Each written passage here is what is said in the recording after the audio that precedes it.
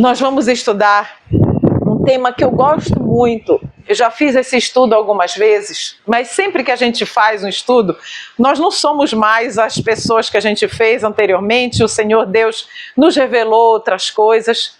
O Senhor Deus conduz o nosso pensamento, às vezes, para uma outra direção. E dentro deste estudo, no estudo dos 3 Elias, em todos os estudos que nós fazemos, nós sempre lemos muito. Queridos, o povo de Deus é um povo que lê. É um povo que lê. A leitura, ela é chave para nós. Se nós não lermos, a luz não chega até nós. Nós não podemos nos tornar apenas consumidores de palestras e sermões. Nós precisamos ler. É por isso que aqui neste tema tem, acho que uns 7 ou 8 temas dentro deste único tema. Então, nós vamos avançar aqui, meditando a respeito de cada um dos Elias. Nós sabemos que o primeiro Elias, Elias o tesbita, Elias aquele que batalhou contra os sacerdotes de Baal, né? Elias o tesbita, não obstante, entregou-se à sua missão, confiante no propósito de Deus, de preparar diante dele o caminho e dar-lhe abundante sucesso. Queridos, os 3 Elias, eles têm a mesma missão: preparar o caminho. O primeiro Elias, o tesbita, recebeu de Deus essa missão. João Batista, o segundo Elias, recebeu de Deus essa missão. E nós, o terceiro Elias, recebemos de Deus essa mesma missão: preparar o caminho. Na verdade, são chamados de Elias porque pela mesma mensagem. Exato, pelo mesmo chamado, pela mesma missão, pelo mesmo propósito. Exatamente. O segundo Elias, João. João veio no espírito e poder de Elias para fazer uma obra idêntica à daquele profeta. Olha só, o desejado de todas as nações. Queridos, se você tiver oportunidade de ler o capítulo 10 do Desejado de Todas as Nações, que fala sobre João Batista, meus irmãos, é de uma riqueza aquele capítulo. É de uma preciosidade espiritual tremenda, tremenda.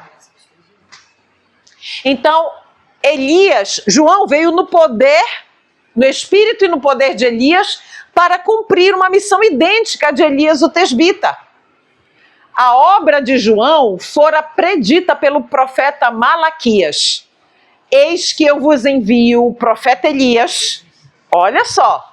Malaquias, Elias já havia morrido há muito tempo quando Malaquias escreveu isso daqui, tá bom? Mas ele, olha só, profeta quer dizer boca de Deus. Então, Malaquias está dizendo, boca de Deus, é o Senhor falando por Malaquias. Eis que eu vos envio o profeta Elias, antes que venha o dia grande e terrível do Senhor. E converterá o coração dos pais aos filhos e o coração dos filhos a seus pais. Malaquias 4, 5 e 6. João Batista veio no espírito e poder de Elias para preparar o caminho do Senhor e fazer voltar o povo à sabedoria dos justos. A gente vai parar aqui um momentinho e vamos analisar uns pedacinhos, queridos. A missão do Elias de preparar o caminho não se inicia, não se prepara o caminho de ninguém. Se primeiro a fonte de onde tem que partir este servo de Deus não está ordenada, que é a casa dele. A casa do Elias, destes missionários, os que são chamados, e aqui nós estamos cheios de Elias, ela precisa ser ordenada. Converterá o coração dos pais aos filhos e o coração dos filhos a seus pais. Então a obra do Elias, para ela se dilatar para fora do lar, primeiramente ela tem que ser feita no lar. Se não acontecer ali, o esposo para a esposa e a esposa para o esposo, e os pais unidos no mesmo propósito em relação aos filhos, e os filhos também lutando ali por aqueles pais e por seus irmãos, se essa obra ela não é efetuada ali, a probabilidade dela ser uma obra falha para os de fora ela é muito grande. Sabe por quê, queridos? Porque as pessoas vão olhar para o seu lar. As pessoas vão olhar para o seu casamento. Daqui a pouco nós vamos fazer um estudo junto com a oração de consagração. E nós vamos entender como uma família mal ordenada, como ela presta um desserviço para a causa de Deus. As pessoas podem falar as palavras mais belas. Eu vou falar do sacerdote, porque o sacerdote, sobre ele, recai o peso tremendo, um peso tremendo nos ombros do sacerdote. O sacerdote, ele é o responsável por unir os corações. E a esposa, ela tem a responsabilidade de ser aquela fonte de conforto, a fonte de equilíbrio, a fonte da organização, o refúgio. Então, meus amados, se a obra do Elias ela não é feita aqui, como Malaquias está dizendo, se ela não começa no lar, dificilmente ela vai prosperar fora. É por isso que o Senhor falou para Abraão ali, pois ele ordenará a sua casa após ele, né? E todas as nações, por que o Senhor Deus disse que todas as nações seriam benditas em Abraão? Porque Abraão era o exemplo. E Deus chama Abraão de meu amigo. Abraão ficou conhecido como amigo de Deus. E ele ordenou a sua casa, apesar da sua incredulidade, dos seus pecados, das suas falhas, enfim. Então, e o texto aqui continua. Agora o terceiro Elias. Não continua não. Não, é só aí. Terceiro Elias. Ele, João Batista, era um representante dos que vivem nos últimos dias, nós, aos quais Deus confiou verdades sagradas para apresentar ao povo, preparar o caminho para a segunda vinda de Cristo. Então, João Batista é um símbolo do último Elias, do terceiro Elias, da missão que Deus nos deu de preparar um povo. Nós, mães, nós precisamos preparar os nossos filhos. Os pais precisam preparar os filhos. Isso aqui está no livro Temperança, página 91. Deus nos confiou as verdades mais sagradas. Será que nós vamos guardá-las para nós mesmos? Por quê? Eu até falei sobre, foi um tema lá no congresso do Sítio Triunfo, agora quando nós estivemos lá. Por que depois, entre Malaquias, que foi a última voz profética no Antigo Testamento, por que houve um silêncio profético de quase 400 anos até João Batista? Nós estudamos lá que Jerusalém foi destruída porque os pais negligenciaram a educação dos seus filhos. Se os pais não tivessem negligenciado a educação dos seus filhos e tivessem seguido a orientação do Senhor quanto à formação do caráter dos seus filhos, Jerusalém não teria sido destruída. Mas sabe o que aconteceu na história durante esses 400 anos? O que estava acontecendo aqui? A influência pesadíssima da cultura grega no povo de Deus. Os judeus, a sua cultura, a sua religião foi totalmente contaminada pela cultura helenística, a cultura da Grécia. Os filósofos gregos passaram a ser estudados e incorporados. Isso quem escreve é o pastor Haskell. Ele escreve no capítulo 1 e no capítulo 14 do livro do pastor Stephen Haskell, que é a história de Daniel, do profeta Daniel. Então, durante esses 400 anos, lembram lá da estátua? Foi durante esses 400 anos que a Grécia, ela se expandiu, não em termos territoriais geográficos, mas a Grécia se expandiu em termos culturais e intelectuais. Então, a Grécia conseguiu mais pela intelectualidade do que ela havia conseguido pela força, quando Alexandre o Grande estava à frente da Grécia.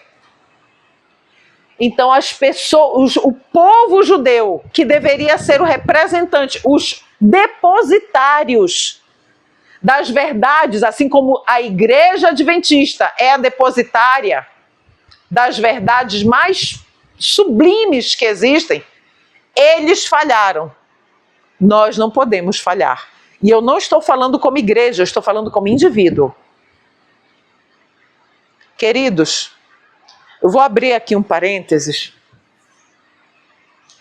Não haverá salvação para a Igreja Adventista em termos institucionais. Não salva mais. A Igreja Adventista, ela é salva agora na pessoa de seus membros individualmente. Porque o que tem acontecido no meio adventista não vai mais parar. Não vai mais voltar àquela pureza da época da irmã White. O adventismo real que deveria existir era aquele da irmã White, dos pioneiros.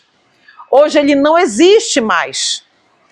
E nós precisamos manter individualmente o verdadeiro adventismo nos nossos lares.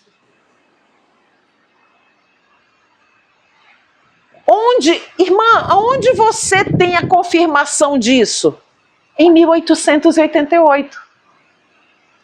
Ali, em Minneapolis, foi a chance que o Senhor Deus deu para a igreja como instituição abraçar a mensagem e receber a mensagem da justiça de Cristo pela fé. Se a liderança tivesse abraçado naquele momento aquela mensagem, no mínimo, no máximo, em 2 anos Jesus haveria voltado. O povo, porque ia ser o efeito cascata. O líder passando cada líder passando para a sua igreja, os membros recebendo aquela mensagem que Ellen White chama da mensagem mais maravilhosa, a mais preciosa mensagem, e ia passando, os membros, os sinceros, iam abraçar, ia haver um reavivamento, o Espírito Santo, a chuva serôdia seria derramado, o alto clamor ia ser proclamado, os da hora undécima viria, as igrejas sairiam de Babilônia, das igrejas chamadas que estão bebendo do vinho de Babilônia, e Jesus voltaria. As pragas, ia tudo em sucessão. Mas como houve a rejeição institucional, o Senhor Deus disse, então agora não dá mais. Porque depois veio o quê? Apostasia alfa e apostasia ômega. Então estamos vivendo numa época de muitas apostasias. Então agora não é mais institucional. Entende? Conseguiram entender por que não é mais institucional? É individual. Não, é por isso que nós precisamos, como bereanos, buscar por nós mesmos. Né? Então, verdades sagradas, Deus confiou a quem? Os que vivem nos últimos dias, nós, para preparar o caminho para a segunda vinda. E o preparo começa comigo. O terceiro Elias. Os que devem preparar o caminho para a segunda vinda de Cristo são representados pelo fiel Elias. Assim como João veio no espírito de Elias a fim de preparar o caminho para o primeiro advento de Cristo. Então hoje, o que está acontecendo com o terceiro Elias é exatamente o que aconteceu com o segundo, para preparar o caminho do Senhor. Então nós vamos agora, como nós já vimos pela pena inspirada, qual é o chamado dos Elias, nós vamos estudar agora a missão dos Elias. A missão do primeiro Elias. Ninguém, com exceção de Elias, havia que ousasse expor a vida, levantando-se em oposição à idolatria blasfema prevalecente. Queridos, o terceiro Elias coloca o rosto em seixo. Não para aparecer para ninguém, não para ficar em evidência, mas o terceiro Elias, ele coloca o rosto em seixo, por quê? Porque é necessário levar a verdade para outros, proclamar o que sabe. Já pensou se a gente guardasse para nós mesmos o que nós sabemos? Esse texto aqui foi tirado da Review and Herald e foi citado nos comentários de Ellen White sobre a lição da escola sabatina. Queridos, essa referência à lição da escola sabatina, do comentário de Ellen White, de outubro a dezembro de 2014, a gente vai citar mais textos a respeito, que estavam nessa lição aqui, que foi uma preciosidade. Tá bom? Embora ele visse evidências de sofrimento e necessidade multiplicando-se por todos os lados, seu coração, está falando de Elias, seu coração estava apertado de tristeza e desejou poder. E desejou o quê? Poder de Deus, poder, a fim de produzir uma reforma rapidamente. Elias, o primeiro, ele se angustiava de ver o estado de apostasia que estava em todo Israel. Como é que a gente sabe disso? Lembra quando Elias disse, só restou eu, Senhor? E aí ele, não, Elias, ainda há 7.000 que não dobraram os seus joelhos a Baal. Né? Então, qual era o desejo no coração de Elias? Era que ajudar o povo a se reformar, a sair de um estado de apostasia para ir para um estado realmente de consagração a Deus. O primeiro Elias, ainda, a palavra de fé e poder estava em seus lábios e toda a sua vida estava devotada à obra de reforma. Elias, queridos, os Elias são reformadores. Essa é uma característica dos Elias. Sua voz era de quem clama no deserto para repreender o pecado e fazer refluir a maré do mal. E conquanto viesse ao povo como reprovador do pecado, porque era assim que ele era conhecido, sua mensagem oferecia o quê? O bálsamo de Gileade a toda alma enferma do pecado que desejasse ser curada. Queridos, os que rejeitavam, os que atacavam e chamavam Elias de perturbador de Israel, eram justamente aqueles que se sentiam culpados por verem seus pecados expostos. E aí sente o quê? Comichão nos ouvidos. Suporta essa doutrina. Nesse período surgiu a primeira escola dos profetas, né? Com Samuel. Não, irmão. Samuel não está nessa época aqui. Mas Elias, eu lembro que tinha a escola dos profetas, que até é muito legada, né? Fala que ele, antes de ser tratado, deve visitar todas as escolas dos profetas. Pois é, mas nessa época que ele estava, no momento da apostasia, ainda não tinha aqui escola de profetas, veio depois. Aí ele visitou todas e aí ela fala ainda, por que surgiu a escola dos profetas? Porque Israel estava corrompido. Exatamente. Estava corrompido, eles não iam, igual você falou, eles não iam voltar, né, a ser Israel mesmo. Exatamente. Igual hoje. Aí depois que sai, que resolve essa questão de apostasia, é que vem a escola de profetas. Exato. Então vamos lá. Ainda o primeiro Elias. Voltou-se Elias para Deus e com a alma atormentada. Olha essa parte em azul aí. A alma atormentada em angústia, pela angústia, pediu-lhe que salvasse seu povo. Queridos, característica dos Elias. Os Elias amam o povo de Deus e desejam profundamente a salvação de cada alma.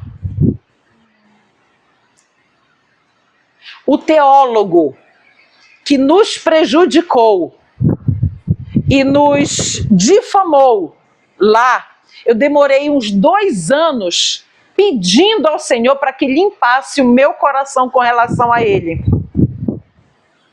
Até que o Senhor me deu o seguinte, foi Deus que me deu o seguinte entendimento. Ele não sabe o que faz. Ele não sabe o que ele faz. Porque se ele soubesse, ele não faria. Ele acha que está fazendo correto. Então eu não posso imputar nele esta culpa. Imputar sobre ele esta culpa. Então, aí foi quando eu comecei...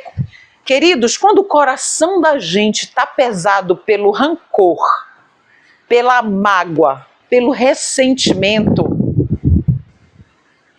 a gente não vê as coisas com clareza. A gente não vê as coisas com olhar espiritual.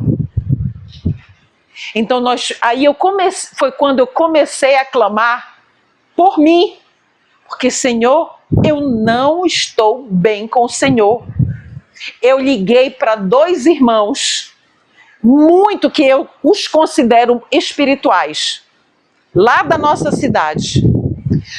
Eu cheguei ao ponto, olha só esse irmão Alberto, eu cheguei ao ponto de querer ligar para ele já tinha ido embora do distrito, eu já não estava mais em Belém, ele já tinha ido embora daquela nossa ex-igreja, ele estava em outra cidade no interior do Maranhão, e eu queria ligar para ele, para poder conversar com ele e falar para ele. Ontem, quando você me falou nos falou um negócio, eu me lembrei disso, eu disse, não, é hoje que eu vou compartilhar com os irmãos. Eu queria ligar para ele e falar para ele do mal que ele havia causado, não a mim, ao meu esposo e ao meu filho, mas o caos que ele tinha deixado e causado tanto na nossa igreja, ao nos difamar, quanto na outra igreja da outra cidade do interior de São Paulo, que fez o caos lá também. Porque ele se dirigiu por telefone para causar uma discórdia ali conosco.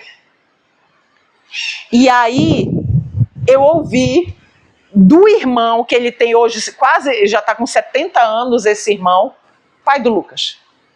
E ele disse, irmã Cleuma, se a irmã conseguir falar com ele no espírito, eu não vejo por que não conversar com ele como irmãos, com o objetivo de restaurar, de ganhar para Cristo. Quando ele me falou isso, eu disse, eu não consigo. Ainda. Hoje eu conseguiria. Mas hoje, por outro lado, eu vejo claramente que não precisa eu falar com ele. Não precisa. Por quê? Porque assim como o Espírito Santo está nos guiando numa determinada direção, eu tenho certeza que o Espírito Santo está guiando ele e a família dele para o melhor. Amém. Né? Então, foi aí que eu comecei a compreender a questão da angústia de alma, a angústia pelas almas, né? Angústia pelas almas. Pediu Elias, o tesbita, pediu a Deus que salvasse seu povo. Se tivesse... Aqui, cadê? Não. Se... Pediu que Deus salvasse... Onde é que está? Perdi. Se tivesse que ser julgado. Então, pediu que Deus retivesse do seu povo ingrato o orvalho e a chuva. Queridos, vocês sabiam disso? Não era só a chuva, era o orvalho também. O orvalho e a chuva. Sabe por quê? O orvalho regaria a terra também. Então ele pediu que retirasse o orvalho e a chuva. As riquezas do céu, que era o orvalho e a chuva, as riquezas do céu para que o Jael apóstata, pudesse pedir em vão aos seus deuses de ouro, madeira e pedra, bem como ao sol, à lua e às estrelas, seus deuses, que regassem a terra e a enriquecessem para que produzisse abundantemente. Também é da lição da escola sabatina dos adultos. Então, meus irmãos, o pedido de Elias para Deus não foi um pedido egoísta nem um pedido mau. Elias pediu isso para que o povo pudesse despertar do seu estado terrível de apostasia e dormência. O coração do fiel Elias ficou angustiado, ficou oprimido e pesaroso com a apostasia do povo, quando lhe vieram à mente todas as grandes coisas que Deus havia operado em seu favor. Mas tudo havia sido esquecido por quem? Por quem? Pela maioria. Queridos, foram só 8 na arca. E existiam bilhões na época. Bilhões na época de Noé. Só 8. Existem bilhões na terra. Haverá somente 144 mil dentro desses bilhões. Entenderam? Então, nunca foi e nunca será a maioria. O Senhor Deus não trabalha com a maioria. Por quê? Porque a maioria não segue a Cristo. Mesmo professando. Durante longos anos de seca e fome, Elias orou. Nós estamos estudando sobre a missão dos Elias. Durante longos anos de seca e fome, Elias orou fervorosamente para que o coração de Israel pudesse voltar da idolatria para a submissão a Deus. E pacientemente o profeta esperou, enquanto a mão do Senhor pesava sobre a terra. Mas Deus estava executando o seu plano, e tudo que seu servo podia fazer era orar com fé e esperar o tempo para a ação decidida. Às vezes, muitas pessoas podem se perguntar assim: mas o que eu posso fazer por Deus? Eu não faço nada, eu não prego, eu não canto, eu não isso, eu não aquilo. Queridos, a nossa vida ela é um testemunho vivo. Se nós somos do lar, o cuidado com o lar é uma pregação que nós fazemos. Nós estamos pregando a Cristo. A serva do Senhor diz que cabe a nós, mulheres, a nossa responsabilidade dar bom sangue para a família. Cabe a nós a saúde, a responsabilidade da saúde da nossa família. Me diga se isso não é missão. Sua indignação foi provocada e ele sentiu ciúme. Ciúme, nesse contexto, quer dizer zelo pela glória de Deus. Tudo isso a gente está tirando dos comentários de Ellen White que foram colocados na lição da Escola Sabatina de 2014. Tá bom, queridos? Ele sentiu zelo pela glória de Deus. E o que é esse zelo? É a indignação. E com perigo da própria vida, Elias cumpriu destemidamente sua missão. Nós não fazemos isso com o risco da própria vida, mas sim da reputação. Da nossa reputação. E o Senhor Deus também diz, por meio da sua serva, que podem manchar a nossa reputação, mas jamais o nosso caráter.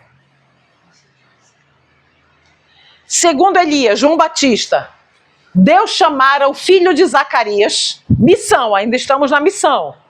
Deus chamara o filho de Zacarias para uma grande obra, a maior já confiada a homens. Nós sabemos disso. E irá, palavra de Deus, Lucas 1,17 nos diz, e irá diante dele no espírito e virtude de Elias, para converter os corações dos pais aos filhos e os corações dos rebeldes à prudência dos justos. Me disse, não é igual Malaquias 4? Semelhante, é semelhante. Com o fim de preparar ao Senhor um povo bem disposto, um povo preparado para receber o Salvador.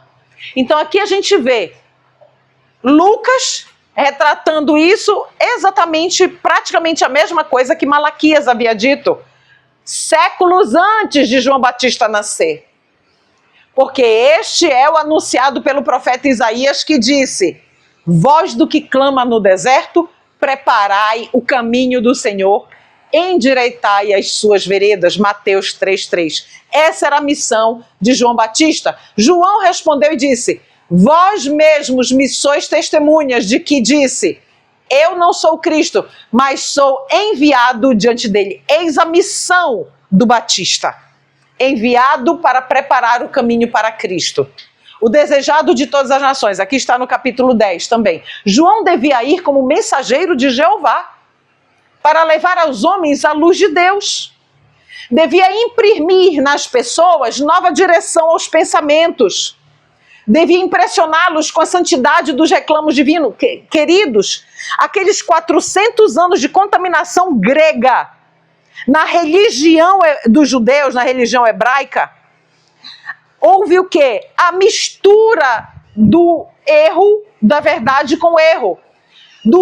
Quando João chega para cumprir a sua missão, o Israel que existia era um Israel em apostasia, porque vivia uma religião híbrida, uma religião de erro com verdade. Por isso, João Batista não frequentou as escolas dos rabis da época, porque estava totalmente contaminada com a cultura grega. Por isso, Jesus Cristo também não frequentou, porque senão ambos seriam incapacitados para a sua missão. As escolas adventistas da época estavam todas contaminadas. Devia impressioná-los com a santidade dos reclamos divinos e sua necessidade da perfeita justiça de Deus. João devia assumir a posição de reformador. Assim como Elias o tesbita era reformador, João Batista era reformador e o terceiro Elias também. Satanás temeu com João Batista quando aquela voz no deserto começou a proclamar: arrependei-vos, porque é vindo o reino de Deus. Satanás temeu pelo seu reino. Sentiu que a voz, soando no deserto como o som de trombeta, levava o quê? Pecadores sob seu controle do diabo a tremer. As pessoas começaram a ver realmente com seriedade a sua condição espiritual a partir do momento em que João Batista começou a pregar. Estava disposto a ir como um mensageiro do céu, não atemorizado pelo humano, pois contemplara o divino. Podia ficar ereto e destemido em presença de governantes terrestres, porque se prostrara diante do Rei dos Reis. Olha o que o Batista via seu povo enganado, que nem o primeiro Elias, satisfeito consigo mesmo e adormecido em pecados. Não é isso que está acontecendo hoje? Anelava despertá-los para a vida mais santa. A mensagem que Deus lhe dera destinava-se a acordá-los da letargia e fazê-los tremer por sua grande impiedade. Tremer por sua grande impiedade. Então, aqui, os Elias recebem de Deus uma mensagem para ser dada ao mundo. E essa mensagem não é uma mensagem suave, muito embora ela precise ser proclamada com amor. Mas ela não é suave, porque é uma mensagem que vai de encontro a pecados acariciados. Entre a discórdia e o conflito, ouviu-se uma voz do deserto, voz vibrante e severa, sim, mas plena de esperança. Arrependei-vos, porque é chegado o reino dos céus. Com o espírito e poder deste, denunciava a corrupção nacional e repreendia os pecados dominantes. Suas palavras eram claras, incisivas e convincentes.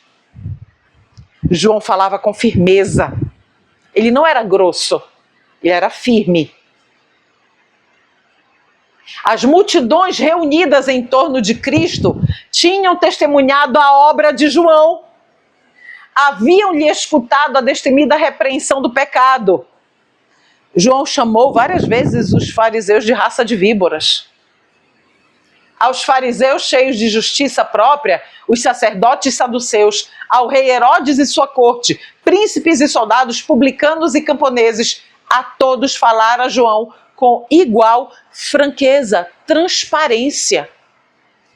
Será que eu estou pecando? Sim, irmão.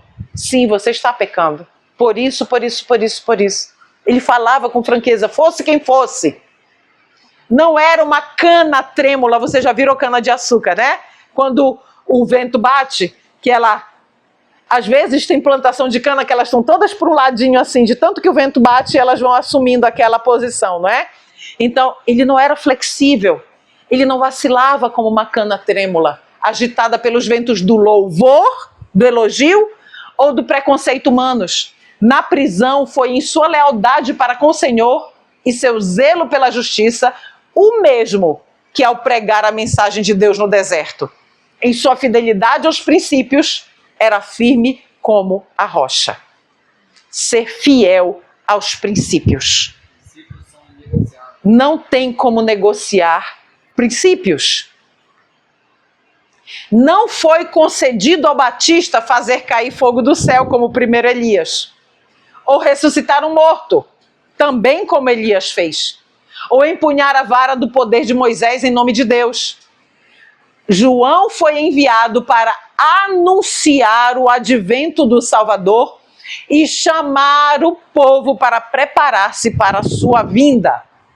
Era a luz menor que havia de ser seguida por outra maior. Essa era a missão do Batista, o segundo Elias. E o terceiro Elias? Obra e mensagem iguais às de João serão levadas avante nestes últimos dias. Irmã, então sério que eu acho que é testemunho, resumindo, mas nós temos que ser mais que João Batista. Pastores que pregam mensagens suaves não são considerados pastores perante Deus e são terrível desgraça. Se a primeira mensagem de João prendeu Satanás, nós temos que varrer o inferno então nossa mensagem, porque tem que ser mais que João Batista, né, nossa mensagem. O Senhor Deus não considera como seus pastores aqueles que falam palavras suaves. Aí nós precisamos ser extremamente cautelosos com isso, porque essa citação, ela é algo que é um princípio básico na interpretação e na leitura do espírito de profecia. E da Bíblia também. Uma coisa não anula a outra.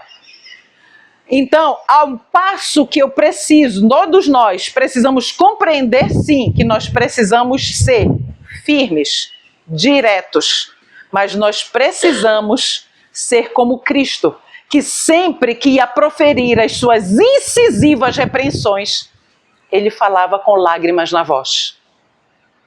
O desejado de todas as nações. Vocês entendem, meus irmãos? Lágrimas na voz. Nunca o chicote para os nossos irmãos. Lágrimas na voz é o que o Senhor Deus diz que nós temos que ter para com eles.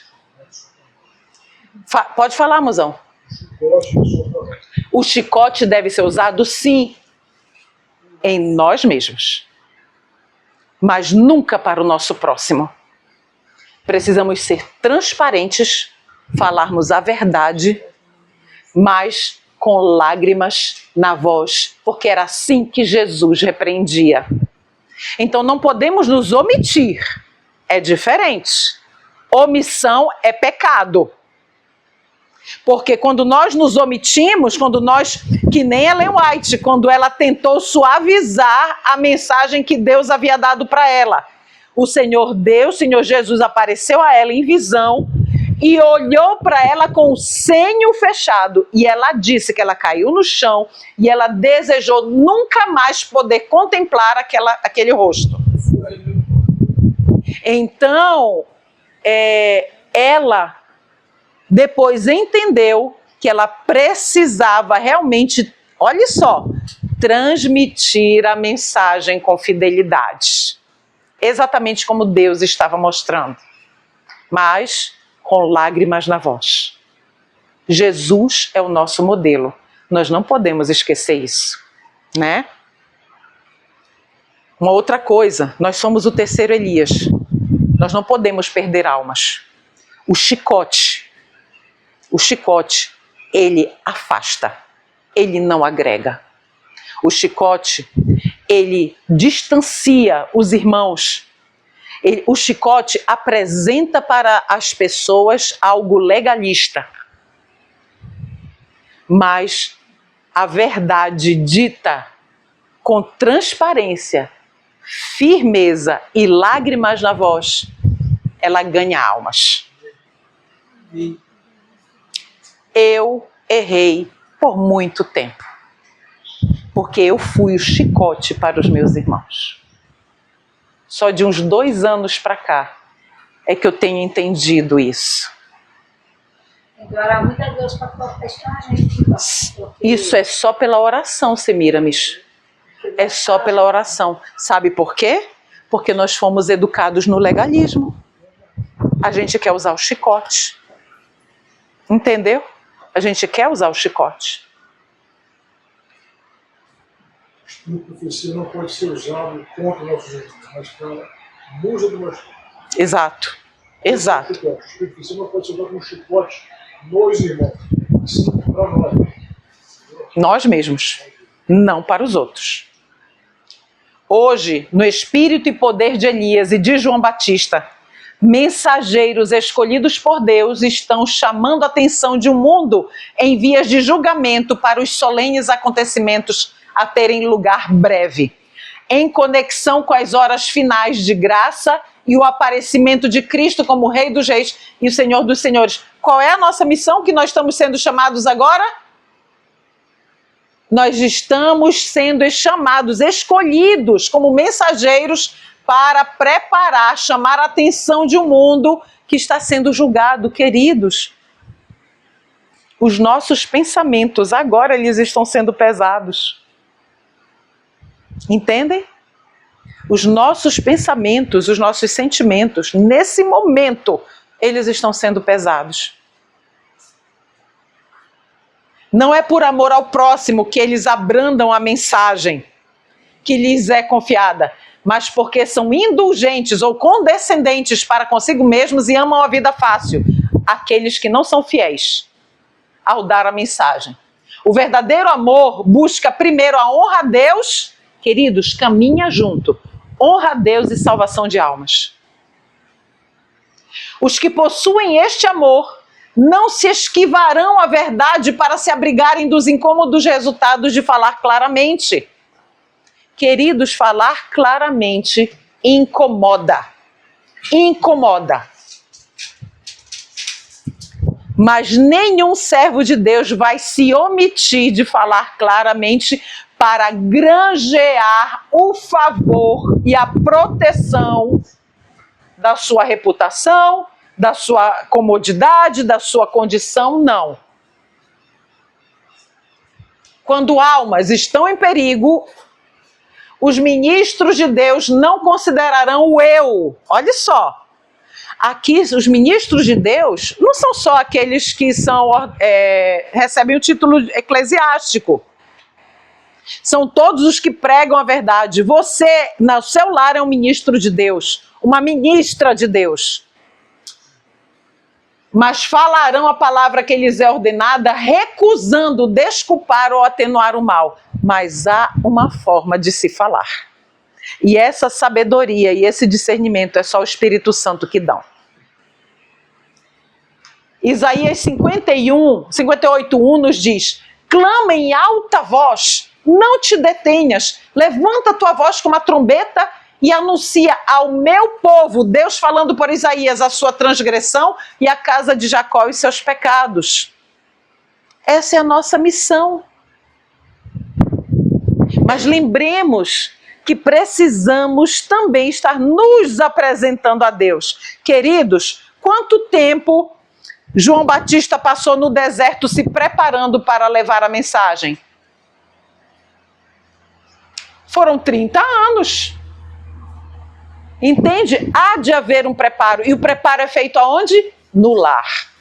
na comunhão pessoal com Cristo, nas madrugadas, de joelhos, orando, confessando pecados, clamando a misericórdia de Deus. Esse é o preparo. Ezequiel 9:4, e disse-lhe o Senhor, passa pelo meio da cidade, pelo meio de Jerusalém, e marca com sinal as testas dos homens que suspiram e que gemem por causa de todas as abominações que se cometem no meio dela. Queridos, a característica dos Elias é que eles têm lágrimas na voz, que nem Jesus, o terceiro Elias. Ele suspira e geme, ele se entristece e sofre pela apostasia predominante na sua geração. 1 Coríntios 10:31 diz, portanto, quer comais, quer bebais, ou façais qualquer outra coisa, fazei tudo para a glória de Deus. É tudo para a glória de Deus, não é para exaltação nossa pessoal. Então nós encerramos a missão dos Elias. Vamos agora estudar uma outra seção dos Elias, um outro aspecto da vida incomum, da trajetória, obrigada meu jovem, da trajetória incomum dos 3 Elias, resultado da pregação.